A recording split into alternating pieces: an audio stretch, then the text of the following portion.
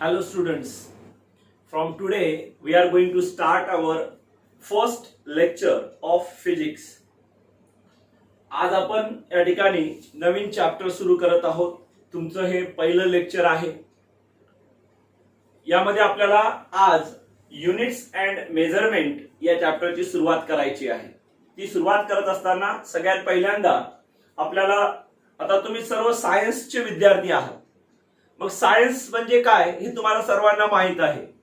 परंतु सायन्स म्हणजे नेमकं काय तर लक्षात घ्या, सायन्स म्हणजे आपल्या आजूबाजूला ज्या काही गोष्टी घडतात त्याचा आपण एका जिज्ञासेने, एका तत्परतेने, एका सिस्टमॅटिकली ज्याला आपण म्हणू अशा पद्धतीने जेव्हा आपण त्याचा अभ्यास करतो, विनाकारण त्याच्याकडे कुठल्याही लॉजिक न लावता पाहणे हे चुकीचं आहे. सायन्स आपल्याला हे शिकवत नाही. सायन्स सांगते की त्या गोष्टीचा अभ्यास तुम्ही अतिशय योग्य पद्धतीने केला पाहिजे.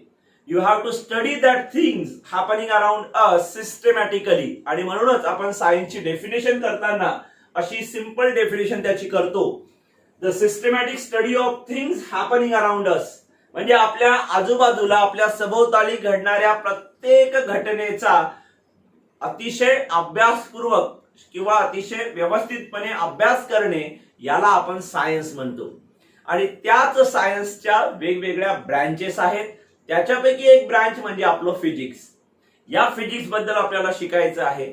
आता यापूर्वी तुम्ही फिजिक्स शिकला नाहीत असं नाही, परंतु यापूर्वी तुम्ही सायन्स म्हणून त्याला शिकलात, सायन्स अँड टेक्नॉलॉजीचा एक भाग म्हणून त्याला शिकलात. आता तुम्हाला फिजिक्स हा सेपरेटली शिकायचा आहे. त्या फिजिक्स बद्दल जेव्हा आपण शिकत आहोत तर नेमकं फिजिक्स म्हणजे काय तर फिजिक्स ऍक्च्युली याला मराठीमध्ये आपण भौतिकशास्त्र किंवा याला आपण पदार्थ विज्ञान असं सुद्धा म्हणतो. आता भौतिक या शब्दाचा अर्थ आहे की आपल्या आजूबाजूला ज्या काही वस्तू आहेत, ज्या काही ऑब्जेक्ट्स आहेत, त्या कशाच्या बनलेल्या आहेत, त्या कशा वागतात, कशा चालतात, कशा बोलतात, त्यांचे बिहेवियर कसं आहे, याचा अभ्यास आपण जो करतो त्यालाच आपण इनडायरेक्टली फिजिक्स म्हणतो. मॅटरची स्टडी याच्यामध्ये केली जाते, म्हणून याला मटेरियल सायन्स किंवा पदार्थ विज्ञान असं सुद्धा म्हटलं जाते. फिजिक्सची सुद्धा आपण तशीच एक डेफिनेशन या ठिकाणी केलेली आहे. आता it is a branch of science which deals with the study of nature and it's phenomenon. निसर्ग आणि निसर्गामध्ये घडून येणाऱ्या ज्या काही वेगवेगळ्या प्रक्रिया आहेत, जसं साधी एक सोपी प्रक्रिया तुम्हाला मी सांगतो की पृथ्वी स्वतःभोवती फिरते. तिच्या या फिरण्यामुळे, due to the motion of the earth around itself, स्वतःभोवती जी फिरते तिच्या या फिरण्यामुळे आपल्याला दिवस आणि रात्र झालेले जाणवतात. पृथ्वीच्या फिरण्यामुळे पृथ्वीचा काही भाग सूर्याच्या समोर असतो, काही सूर्याच्या मागे असतो, ज्याच्यामुळे दिवस आणि रात्र असे बदल आपल्याला 24 तासामध्ये घडून आलेले दिसतात. पृथ्वी स्वतःभोवती फिरत असताना सूर्याच्या भोवती सुद्धा फिरते आणि या पृथ्वीच्या सूर्याभोवती फिरण्यामुळे सीझनल चेंजेस होतात, ऋतुचक्र बदलते. आपण उन्हाळा, हिवाळा, पावसाळा असे ऋतू म्हणतो. ते ऋतू का होतात याचा अभ्यास फिजिक्स तुम्हाला करायला लावते किंवा फिजिक्स मध्ये केला जातो असं आपण म्हणू शकतो. आणि म्हणून फिजिक्सची डेफिनेशन करताना आपण ती तशीच केलेली आहे, the branch of science which deals with the study of nature and it's phenomenon, or the branch of science which deals with the study of matter and its physical properties. म्हणजे पदार्थ आणि पदार्थाचे भौतिक गुणधर्म हे आपण फिजिक्स मध्ये शिकतो. तेच आपल्याला पुढे चालून शिकायचे आहेत. आता फिजिक्स शिकायचं किंवा सायन्स शिकायचं झालं म्हणजे आपल्याला काही वेगवेगळ्या घटनांमधून जावं लागते. जसं आपण लॅबोरेटरीमध्ये सायन्स एक्सपेरिमेंट्स परफॉर्म करतो. ते एक्सपेरिमेंट्स परफॉर्म करत असताना आपल्याला एक्सपेरिमेंट परफॉर्म करायचंय, ऑब्झर्वेशन घ्यायचे, त्याच्या नोंदी करायच्या आहेत, ते रेकॉर्ड करायचे आहेत आणि त्याच्यावरून आपले कन्क्लुजन्स द्यायचे आहेत. हे सगळं करत असताना आपण किंवा केवळ फिजिकल लॅबोरेटरीमध्येच नाही तर आपल्या दैनंदिन जीवनामध्ये जरी आपण विचार केला, सकाळी आपल्याकडे दूधवाला आला, तो दूध आपल्याला मोजून देतो. आपण भाजीपाल्यावाल्याकडून भाजीपाला विकत घेतो, तो सुद्धा मोजून घेतो. किराणा माल विकत आणतो, तो मोजून विकत आणतो. म्हणजे या सगळ्या गोष्टींसाठी आपल्याला मोजणे हा एक आपला महत्वाचा घटक आहे, महत्वाची क्रिया आहे. आणि त्याच्याशीच रिलेटेड हा आपला पहिला टॉपिक आहे, ज्याचं नाव आहे युनिट्स अँड मेजरमेंट. या युनिट्स अँड मेजरमेंट मध्ये आपल्याला युनिट्स, आता युनिट म्हणजे काय, युनिट कशासाठी आपण वापरतो लक्षात घ्या. मला जर सांगायचंय की किराणा दुकानदाराकडे मी गेलो आणि मला जर त्या ठिकाणी साखर विकत घ्यायची आहे, तर मला त्यांना असं म्हणून चालणार नाही की मला साखर द्या. ती साखर किती पाहिजे, तिचं अमाऊंट किती पाहिजे, हे अमाऊंट आपल्याला त्याला सांगावं लागेल. आणि ते अमाऊंट एक्सप्रेस करण्यासाठी आपण दोन गोष्टी वापरतो. एक म्हणजे नंबर्स आणि दुसरं त्याचं स्टँडर्ड, की ते नंबर्स कोणत्या स्टँडर्ड मध्ये काउंट केल्या जाणार आहेत. आपण त्याला साखर 2 मीटर द्या असं म्हणून चालेल का? नाही चालणार.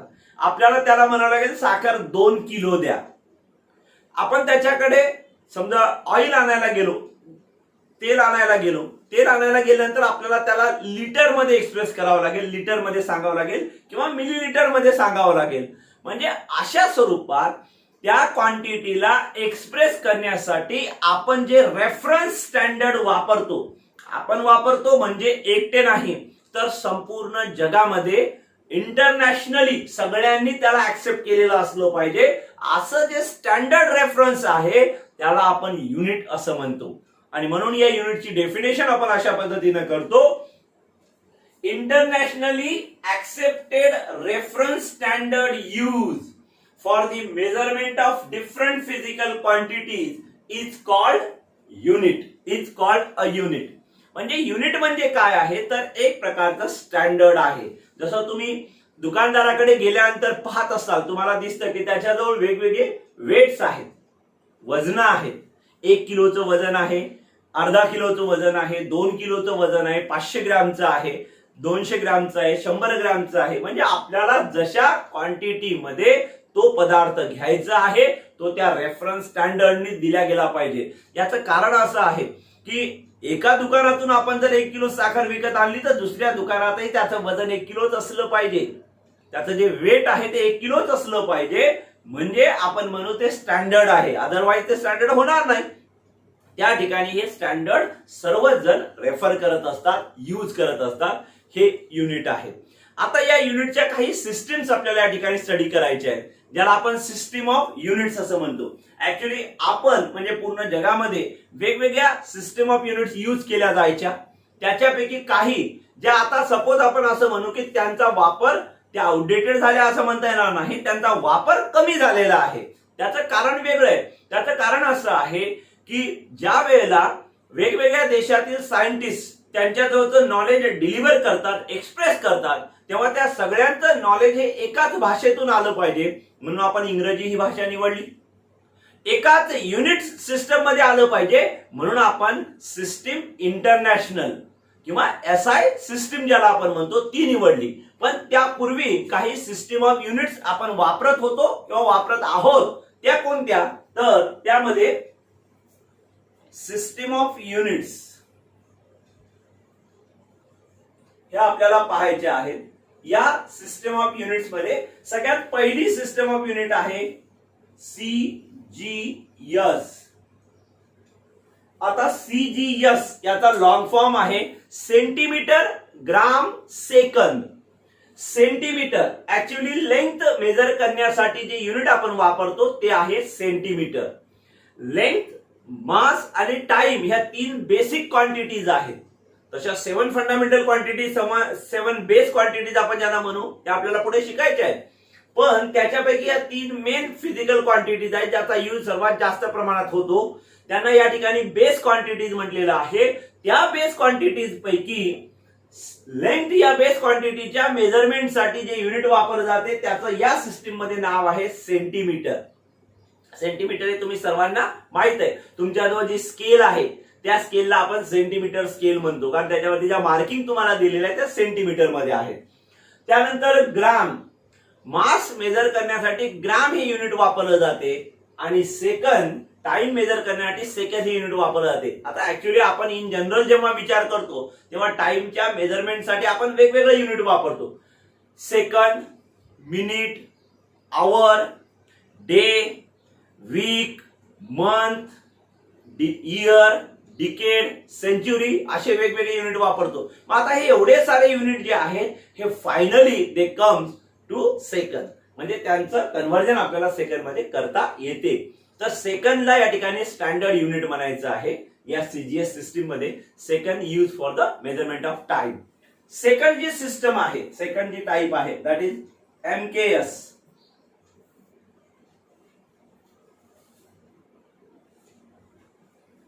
आता ही सुद्धा सिस्टीम त्याच फिजिकल क्वांटिटीजला मोजण्यासाठी वापरलेली आहे. याचा जो लॉंग फॉर्म आहे, M stands for metre, K stands for kilogram and again S stands for second. Metre हे लेंथचं युनिट आहे, के किलोग्राम हे मासचं युनिट आहे आणि एस सेकंद हे परत टाइमचं युनिट आहे. म्हणजे या ठिकाणी आपण लेंथ, मास आणि टाइम या 3 युनिटच्या आधारे मोजू शकतो. त्याला एमकेएस सिस्टीम असं म्हटलेलं आहे. तिसरी जी सिस्टीम आहे that is FPS.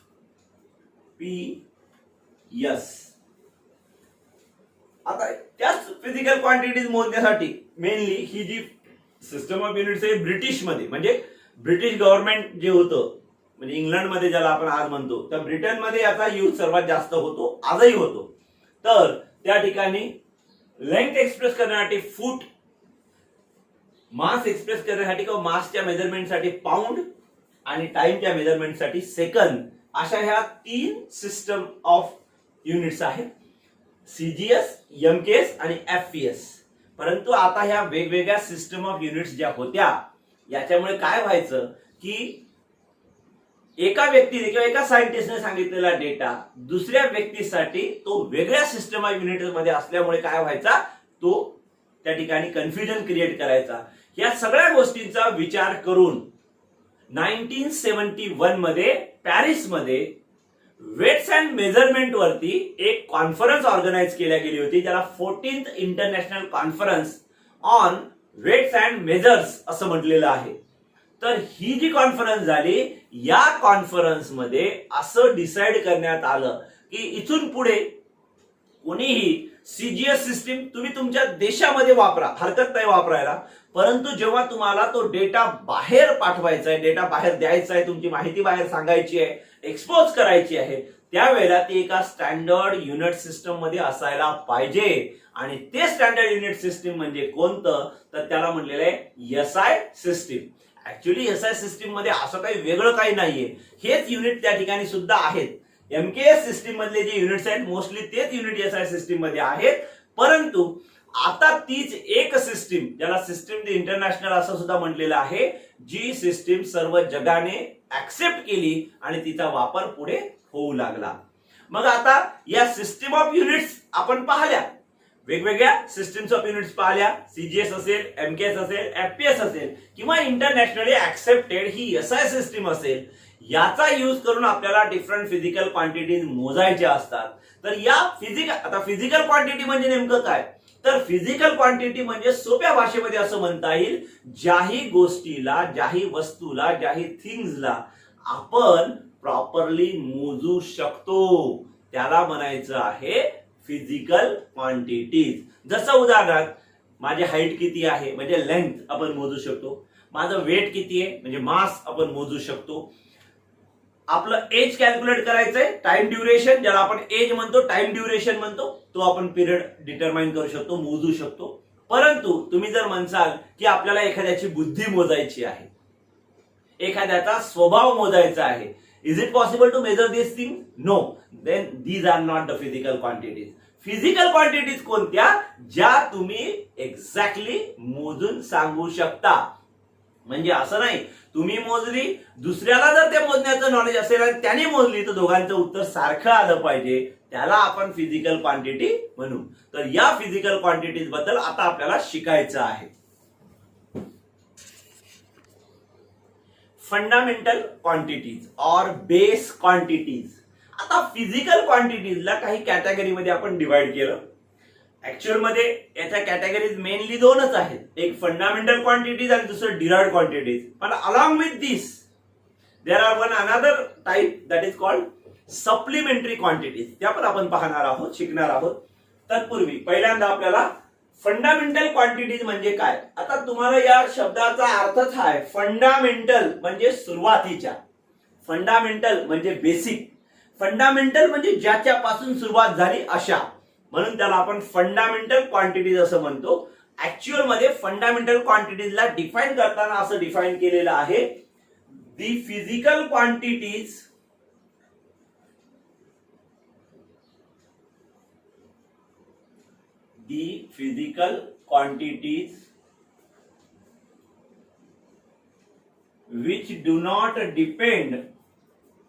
which do not depend on other physical quantities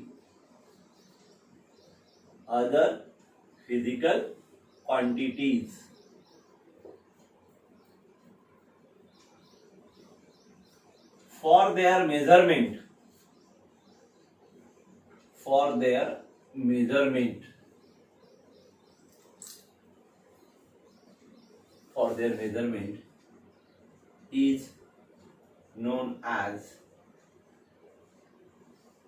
fundamental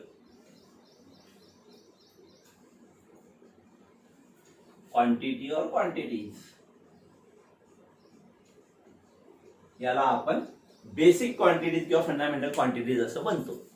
म्हणजे ज्या फिजिकल क्वांटिटीची मेजरमेंट करत असताना आपल्याला दुसऱ्या फिजिकल क्वांटिटीचा यूज घ्यावा लागत नाही, सपोर्ट घ्यावा लागत नाही. जसं उदाहरण मला टाइम जर सांगायचा असेल तर टाइम सांगण्यासाठी मला या गोष्टीचा विचार करावा लागणार नाही की त्या ठिकाणची परिस्थिती काय आहे, काही वातावरण कसं आहे, याचा काही घेणं देणं नाही. आपल्याला आपण टाइम हा सांगू शकतो. किंवा आपल्याला मास मोजायचं आहे तर मास मोजण्यासाठी आपल्याला लेंथ या फिजिकल क्वांटिटीवर डिपेंड राहावं लागणार नाही किंवा टाइम या फिजिकल क्वांटिटीवर डिपेंड राहावं लागणार नाही. अशा ज्या फिजिकल क्वांटिटीज आहेत की ज्या मोजत असताना दुसऱ्यांवर डिपेंडन्स नाही, त्याला आपण फंडामेंटल क्वांटिटीज म्हणतो. या ठिकाणी 7 फंडामेंटल क्वांटिटीज आपल्याला विचारात घ्यायचे आहेत. There are 7 fundamental quantities. There are 7 fundamental quantities. आता ह्या 7 फंडामेंटल क्वांटिटीज कोणत्या कोणत्या आहेत तर फर्स्ट आपण म्हणू लेंथ, सेकंड मास, थर्ड टाइम, फोर्थ टेम्परेचर और थर्मोडायनामिक टेम्परेचर असं पण आपल्याला म्हणता येईल. टेम्परेचर किंवा thermodynamic temperature. Number 5 electric current.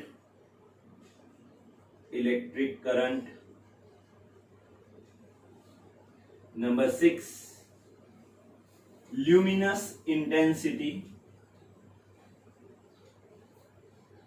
किंवा इंटेन्सिटी ऑफ लाईट असं सुद्धा म्हटलं तर चालेल.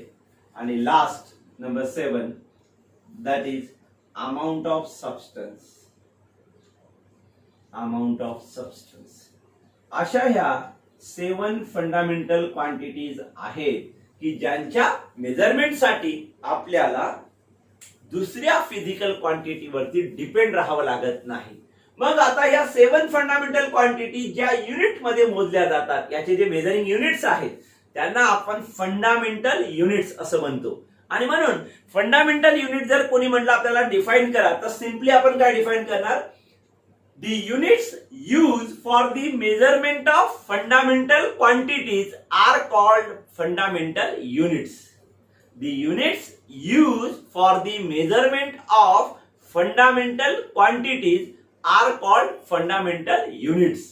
मग आपण या फंडामेंटल क्वांटिटी आणि फंडामेंटल युनिट्स याचं एकत्र एक चार्ट टेबल तयार करू की त्याचा फंडामेंटल क्वांटिटी कोणती आहे, त्याचं युनिट कोणतं आहे आणि त्या युनिटचा सिम्बॉल कोणता आहे तो आपण तयार करू. आता ज्या 7 फंडामेंटल क्वांटिटीज आहेत त्या 7 फंडामेंटल क्वांटिटीचे युनिट्स कुठले आहेत आणि त्याचे सिम्बॉल्स काय आहेत ते आपण या ठिकाणी लिस्ट आउट करू. फर्स्ट फंडामेंटल क्वांटिटी आपण म्हटलो होतो लेंथ.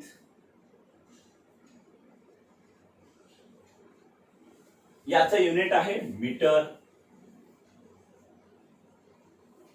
आणि ज्याचा सिम्बॉल आपण लिहितो स्मॉल एम. दुसरा आहे मास. याचं युनिट आहे किलोग्राम. आणि ज्याचा सिम्बॉल आपण लिहितो केजी, स्मॉल के स्मॉल जी, केजी. त्यानंतर तिसरा आहे टाइम, याचा आपण युनिट घेतो सेकंद आणि सिम्बॉल लिहिताना लिहितो यस, स्मॉल यस. त्यानंतर चौथा आहे टेम्परेचर,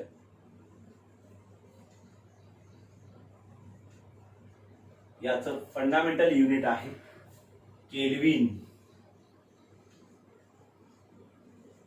आणि याचा सिम्बॉल आहे कॅपिटल के. त्यानंतर electric current, electric current, electric current unit आहे एम्पियर आणि ज्याचा सिम्बॉल आहे कॅपिटल ए. त्यानंतर ल्युमिनस इंटेन्सिटी, ल्युमिनस इंटेन्सिटी किंवा इंटेन्सिटी ऑफ लाईट आपण ज्याला म्हणतो कॅन्डेला आणि ज्याचा सिम्बॉल आहे small C, small D, C D. त्यानंतर लास्ट वन आहे that is amount of substance,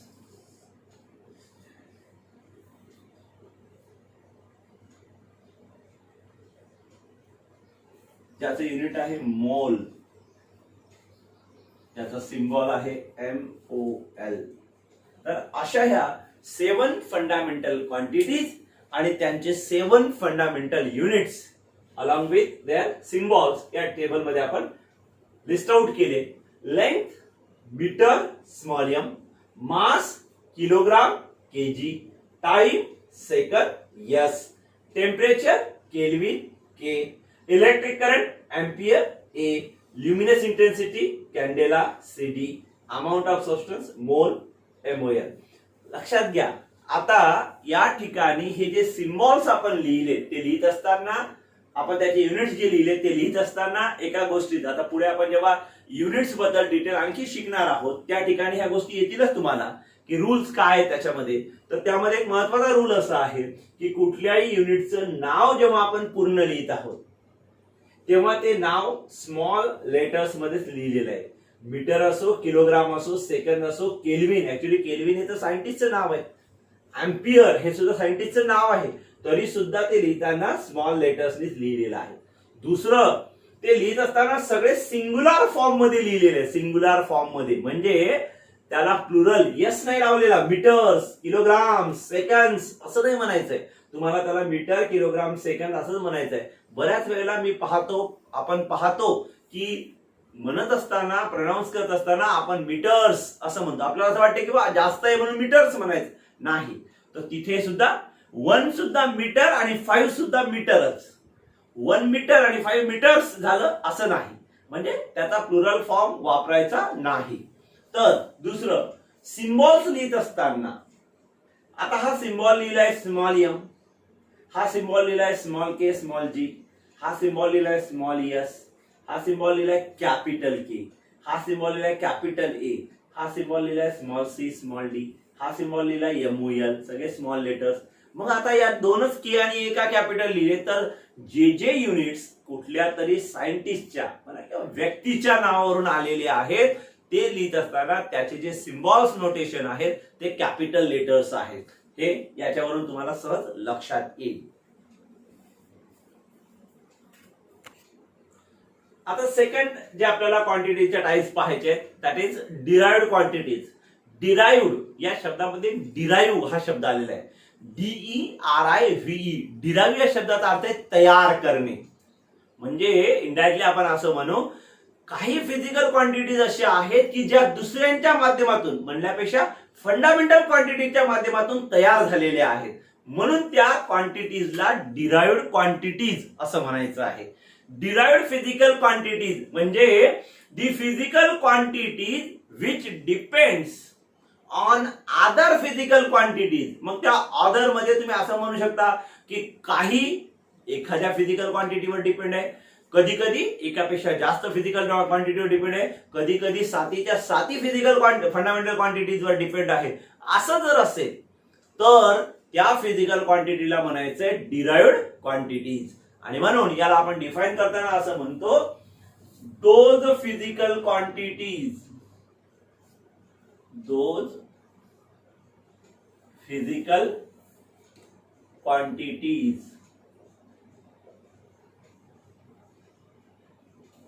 which depend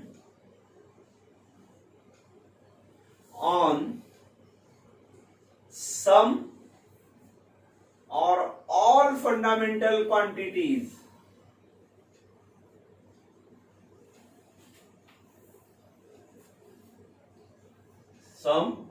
all fundamental quantities for their measurement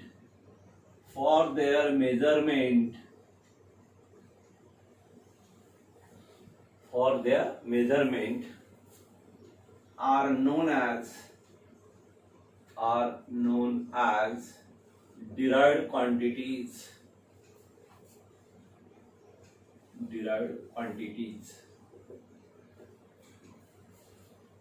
याच्यामध्ये एक एक्झाम्पल आपण विचारात घेऊ की डिराइव्हड क्वांटिटी मध्ये for example velocity he derived quantity आहे.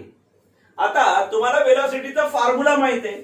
जेव्हा आपल्याला वेलॉसिटी कॅल्क्युलेट करायची असते, we use the formula that is displacement upon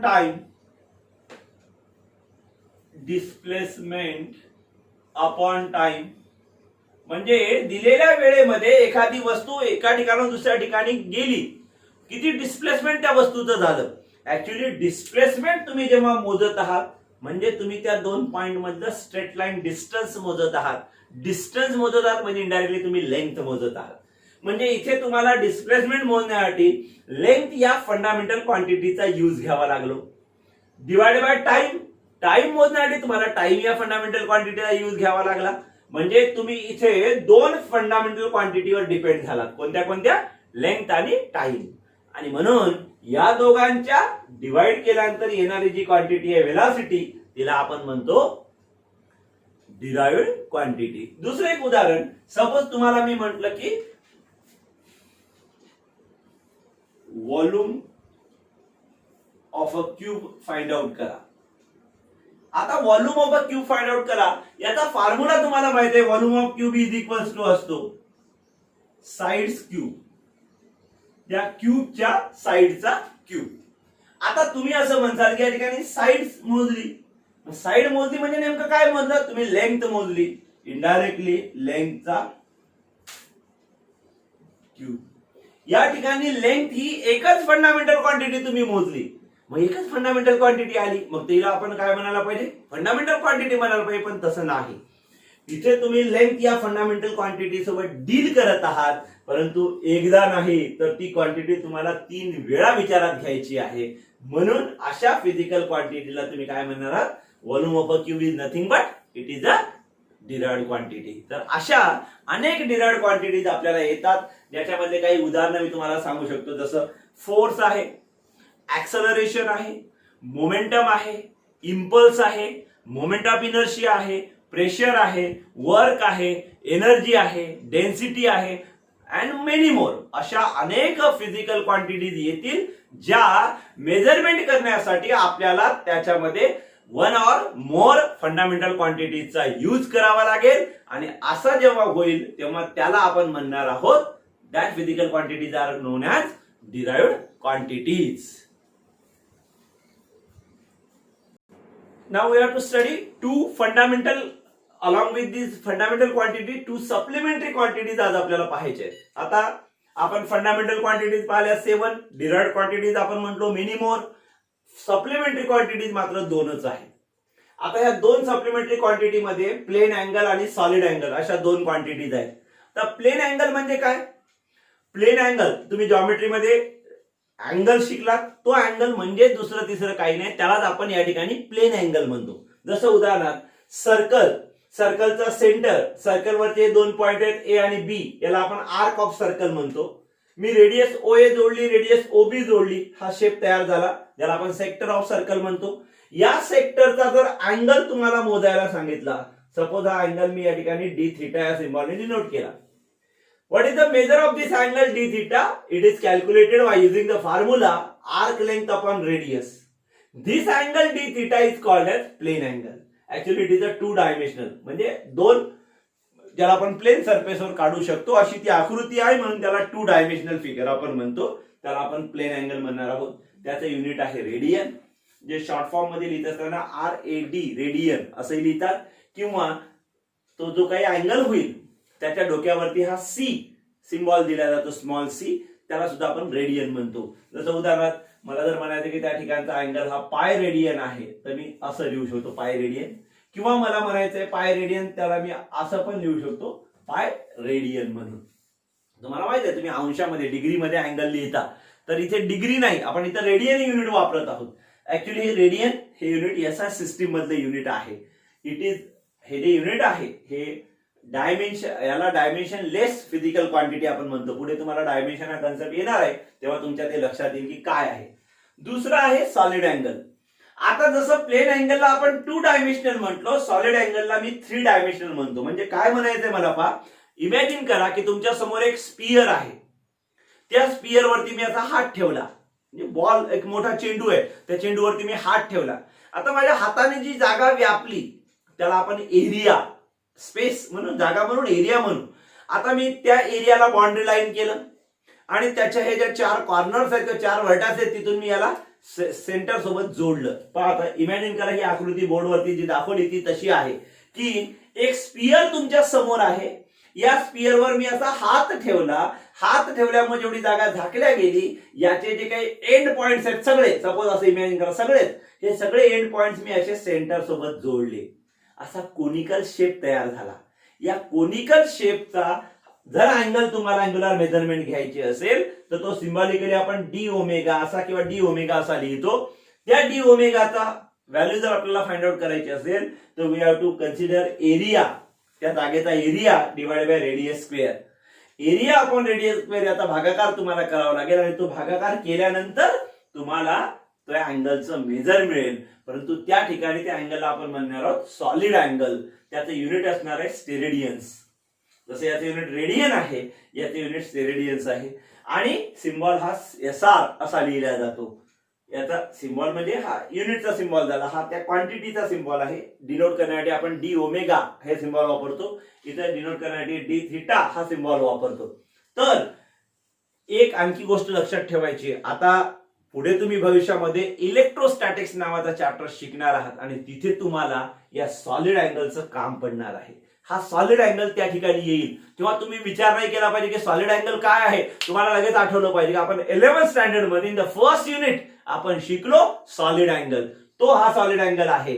तो सॉलिड अँगल म्हणजे काय आहे, तर जसं मी सांगितलं की हात ठेवल्यानंतर याचे जे एंड पॉइंट्स आहेत सगळे जर आपण सेंटर सोबत जोडले तर ही जी आकृती तयार झाली, आता तो भरीव आहे सपोज, तर त्याची आकृती जी तयार झाली त्याला आपण सॉलिड ऑब्जेक्ट म्हणू. सॉलिड कोनिकल शेप आहे तो तयार झाला. हा जो शेप आहे सेक्टर हा प्लेन होता, हा जो आहे कोन तो मात्र असा थ्री डायमेन्शनल शेप आहे आणि म्हणून त्याला आपण थ्री डायमेन्शनल कन्सेप्ट असं म्हटलेलं आहोत. तर अशा ह्या दोन ऍडिशनल क्वांटिटीज आहेत ज्याला प्लेन अँगल आणि सॉलिड अँगल असं म्हणायचं आहे. आता आपण युनिट पाहिलं रेडियन. प्लेन अँगलचं युनिट आपण रेडियन सांगितलं आणि अँगल हा आपण तसा डिग्री या युनिट मध्ये मोजतो. म्हणजे डिग्री हे पण अँगलचं युनिट आहे, रेडियन पण अँगलचं युनिट आहे. मग हे दोन युनिट एकमेकांशी कसे कनेक्टेड आहेत, तर त्या दोघांचं आपसातलं जे कनेक्शन आहे ज्याला आपण relation between radian and degree असं म्हणू. तर लक्षात ठेवा पाय, जेव्हा डिग्री मध्ये आपण सांगतो या पायची व्हॅल्यू ती असते 180 डिग्री, परंतु पाय याचं युनिट आपण या ठिकाणी लिहिलं रेडियन. रेडियन मध्ये ऍक्च्युली याची व्हॅल्यू आहे 3.1415 रेडियन. तुम्ही त्याला इनडायरेक्टली आपण असं म्हणतो 22/7 ही सुद्धा त्याची व्हॅल्यू आहे. तर पाय रेडियन इज इक्वल्स टू असतो 180 डिग्री. मग आपल्याला या पाय रेडियनचं कन्व्हर्जन जर 1 रेडियन मध्ये करायचं झालं तर पाय रेडियनचं कन्व्हर्जन 1 रेडियन मध्ये करायचं असेल तर मी असं समजतो, मी ते असं लिहिलेलं आहे 1 इंटू पाय रेडियन, कारण 1 ने कशाला मल्टिप्लाय केलं तर तीच व्हॅल्यू मिळते, म्हणजे पायच आपल्याला मिळत आहे. 1 into pi radian is equals to 180 degree. मग तो 1 मी इथंच ठेवला, हा रेडियन मी इथंच ठेवला, हा पाय मी इकडे नेला, डिवाइड केला. तो झाला 180 डिग्रीला डिवाइड बाय पाय. 180 डिग्रीला पायची व्हॅल्यू म्हणजे 3.1415. या दोघांचा जर भागाकार केला ऑन सॉल्व्हिंग आपल्याला मिळते 57.297 डिग्री. हे काही पाठ करायचं नाहीये तुम्हाला, भागाकार करून पाहिला तर त्याचं उत्तर तुम्हाला सहज मिळेल. मग जसं आपण रेडियनचं कन्व्हर्जन डिग्री मध्ये केलं तसं डिग्रीचं रेडियन मध्ये करायचं असेल तर 1 डिग्री इज इक्वल टू किती रेडियन होतात. तर सपोज असं म्हणा, जसं मी इकडे म्हणलो होतो 1 इंटू पाय, तसं असं इकडे 1 इंटू 180 आहे. तो 1 डिग्री मी इकडेच ठेवला, हा 180 इकडे आणला म्हणजे भागाकारात आला. Pi divided by 180 that is equal to 3.1415 upon 180. On solving आपल्याला त्याची व्हॅल्यू मिळते 1.745 इंटू 10⁻² रेडियन. आता त्याचबरोबर या 1 डिग्रीचे 60 इक्वल पार्ट्स होतात. 1 डिग्रीचे 60 इक्वल पार्ट केले तर त्याला 60 मिनिट आपण असं म्हणतो. 1 degree is equal to 60 minute. Minute साठी त्याच्या 60च्या वर आपण असं एक डॅश केलेला आहे, त्याला actually this is the unit of minute. जसं याला आपण डिग्री म्हणतो तसं याला मिनिट म्हणायचं.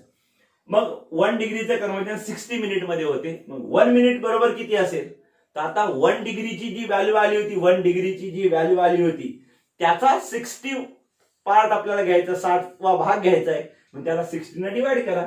या 1.745 इंटू 10⁻² ला 60 ने डिवाइड केलं तर आन्सर येते 2.91 इंटू 10⁻⁴ रेडियन. जसं आपण म्हणतो की एका डिग्रीचे 60 मिनिट होतात, तसे प्रत्येक मिनिटाचे 60 सेकंद होतात. म्हणजे एका मिनिटाचे आगे 60 सेकंद झाले. हा जो सिम्बॉल आहे डबल डॅशचा दॅट इज इंडिकेटिंग सेकंद.